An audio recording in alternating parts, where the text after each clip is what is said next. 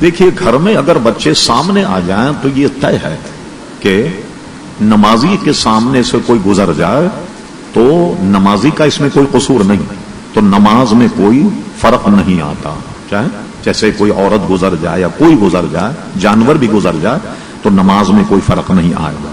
مسئلہ یہ ہے کہ مسجد میں اگر ایسے چھوٹے بچوں کو لانا، ابھی ہم 3 دن پہلے ایک صاحب لے آیا، وہ پوری پریڈ کر رہا تھا پوری پہلی صف میں اور ممبر پر بھی بیٹھ گیا کر لیے صاحب۔ اب کیا اس دور میں لوگوں کے سمجھانے کی ضرورت ہے کہ شرعی مسئلہ کیا ہے؟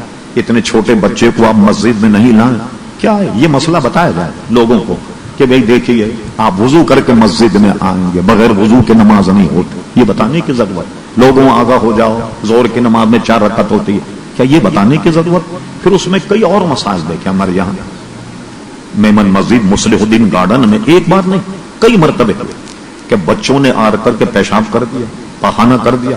اب بتائیے اتنی بڑی مسجد میں اتنے بڑے قالین کو کیسے نکال کر کے لے جائیں، کس طریقے سے مسجد ہو جائے، کس طریقے سے صفائی کی جائے؟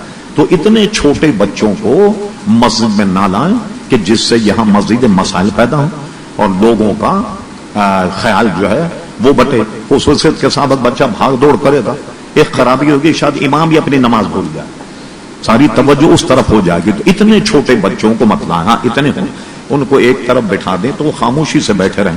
اور گھر میں نماز پڑھنا بھی بہت ضروری، بلکہ حدیث شریف میں کہ گھر میں مردہ اور زندہ گھر کی علامت یہ ہے کہ جس گھر میں نماز نہ پڑھی جائے، تلاوت نہ ہو، اس کو مردہ گھر قرار دیا۔ اور تلاوت بھی ہونی چاہیے۔ اور آپ نے دیکھا کہ یہ تو میں نے مسجد کا تو الگ مسئلہ بتایا، گھر میں اگر آپ نماز پڑھیں، چھوٹے بچوں کو دیکھا وہ بھی اپنے کچھ نہ کچھ بچھا کر کے اپنے الٹے سیدھے سجدے کرتے ہوتے تاکہ نماز کے عادی بن جائیں۔ ٹھیک، بخاری شریف میں ہے کہ جب بچوں کی عمر 7 سال کی ہو جائے تو تنبیہ کرو کہ وہ نماز پڑھیں تاکہ بالغ ہونے تک وہ پورے پکے نمازی بن جائیں۔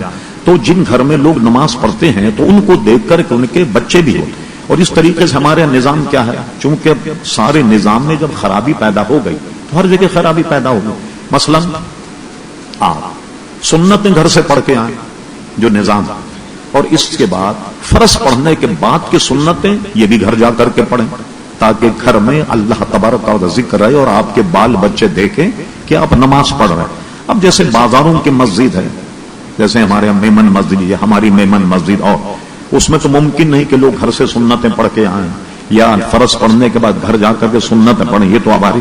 لیکن جو محلے کی مسجدیں ہیں ان میں چاہیے کہ وضو، استنجا وغیرہ سب کر کے اور سنتیں بھی گھر پڑھ کر کے آئیں اور مسجد میں پڑھیں، اور بقیہ سنت بھی گھر جا کر کے پڑھیں تاکہ گھر والوں کو بھی پتہ لگے کہ نماز کیسے ہوتی ہے، بچوں کو پتہ لگے کہ نماز کیسے ہوتی ہے۔